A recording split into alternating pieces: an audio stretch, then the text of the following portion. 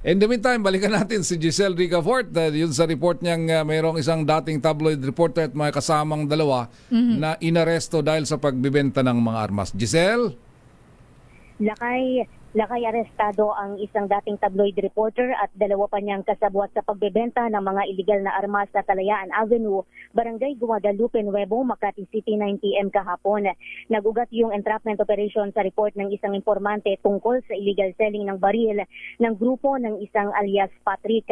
Ayon kay NCRPO Director Anthony Aberin, nag-ooperate daw yung grupo sa iba't ibang lugar dito sa Metro Manila, maging doon sa mga karatig lalawigan.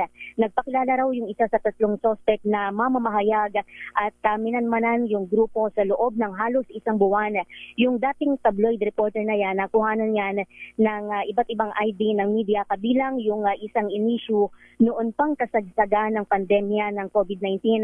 Dalawang sasakyan yung gamit ng grupo sa pagbebenta ng mga baril kung saan yung isa iyon yung naglalaman ng mga ibinebenta nilang armas.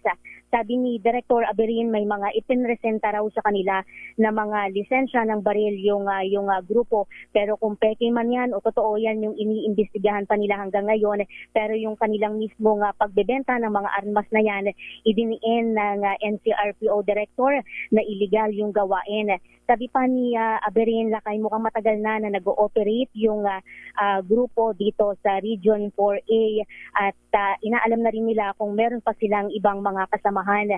Nagpapatuloy yung press conference ngayon ni NCRPO Director Aberin kasama si Police Brigadier General Joseph Arguelles, yung Acting District Director naman ng Southern Police District. Giselle, ano yung kuhan? Parang high-powered. Ilang baril ba yan? Mukhang mahaba yung isa. Nakikita ko diyan sa video. Oo, lakay. Marami-rami lakay eh. Alamin natin yung nakahilera dito lakay. Alamin natin kung yung eksaktong bilang na yan. Kaya Director mamaya lakay, may mga rifle lakay eh. Meron ding may mga Bushmaster caliber 556 lakay. Ayan, may mga may isang unit pa ng Remington caliber 556 at may mga magazine din yan lakay.